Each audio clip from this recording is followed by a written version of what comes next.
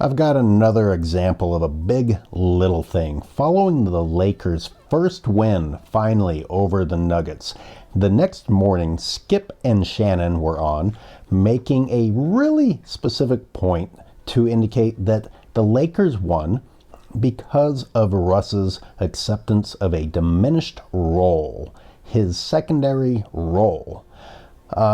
What this does is continue to put the spotlight on Russ. It continues to indicate that he is, in fact, still the problem because the solution was to play him less.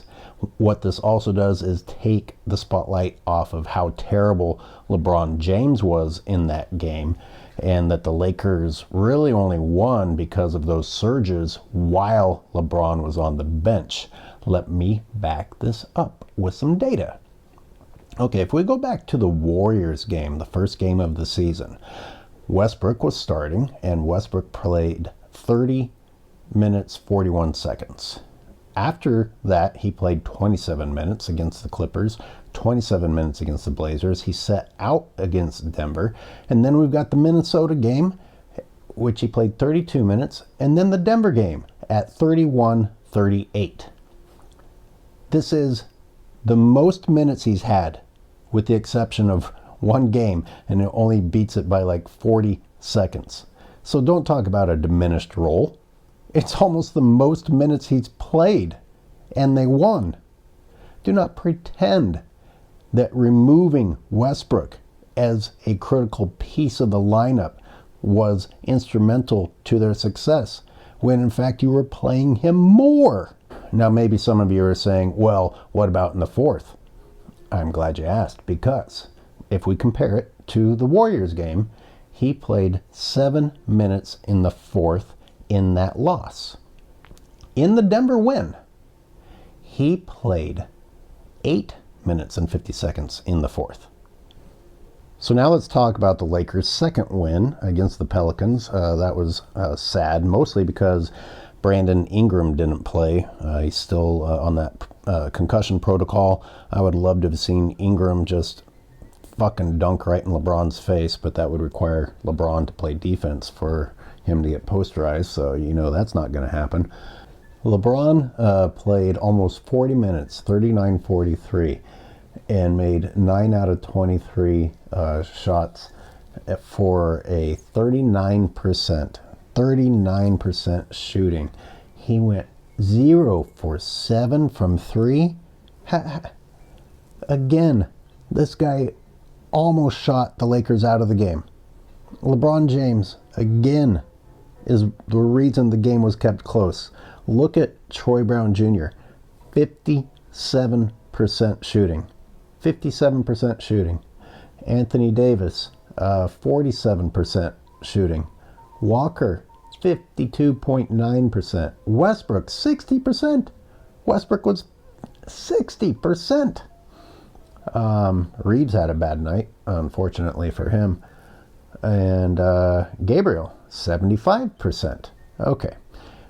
You had the guy shooting almost the worst on the team playing the most minutes. And you'll say, well, he's earned that because, you know, of his experience and he's LeBron James. Except that how many fucking consecutive years of making excuses for his poor play are we going to endure before you finally accept, okay, yeah, it's time to move on? Right now, he's making Klay Thompson look like a more significant contributor.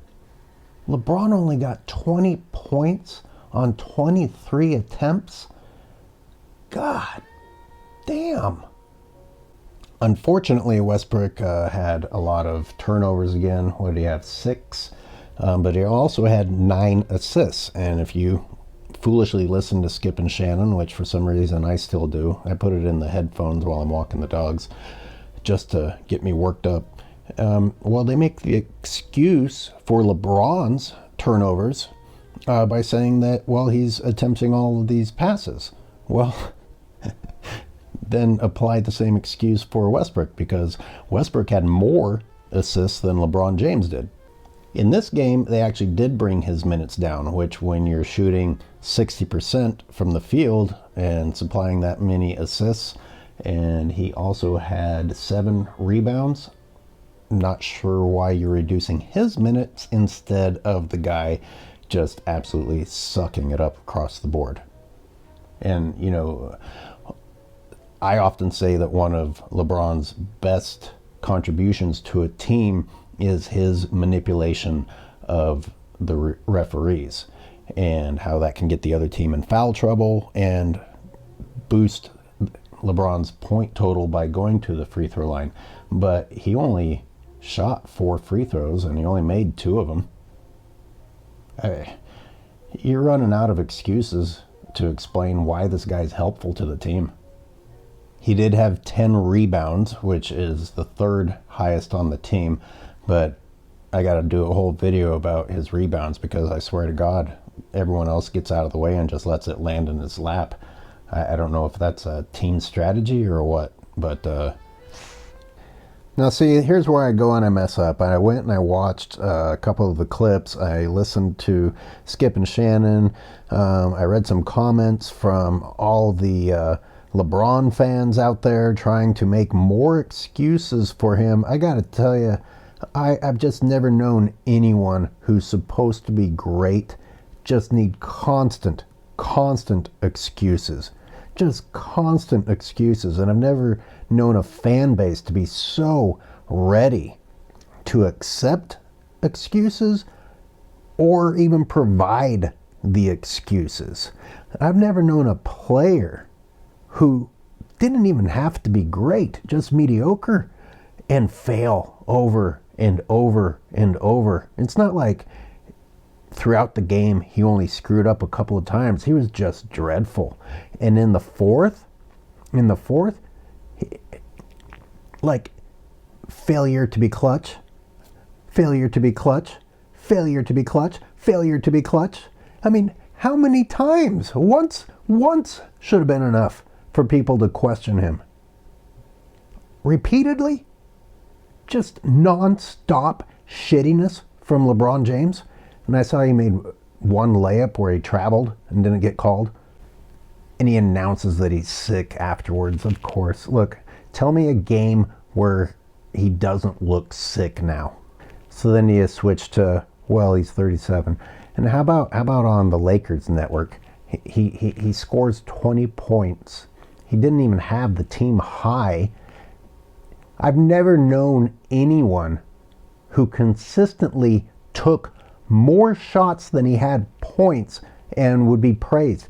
He is repeatedly taking more shots than he's producing in points. That's like epically terrible.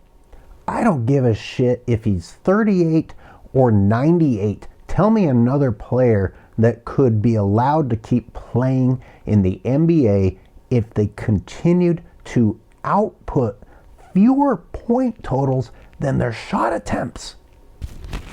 And these LeBoner fans saying LeBron dropped 20 even though he was sick. Stop saying he dropped 20 when he almost cost his team the game trying to get those 20. There aren't too many people who can't get 20 points if you're going to forgive them for everything they do wrong and keep feeding them the ball no matter how terrible they are. Can't make fourth quarter free throws. What do you know? Such a shock. I mean, the fact that that is just expected, that's expected from someone you have the nerve to call a GOAT, shows how delusional people are. Now, in addition to his terrible shooting stats, here are the stats that you don't see on paper. LeBron's missed layups as well as his brick three-pointers turned into transition points for the other team. It's like giving the other team 2 extra points every time LeBron shoots because his shooting is that bad. It is almost guaranteed transition points for the other team. So how do you calculate that? How do you put that on the stat sheet? That LeBron's shooting actually results in points for the other team. Next is his defense, or lack thereof, I must say.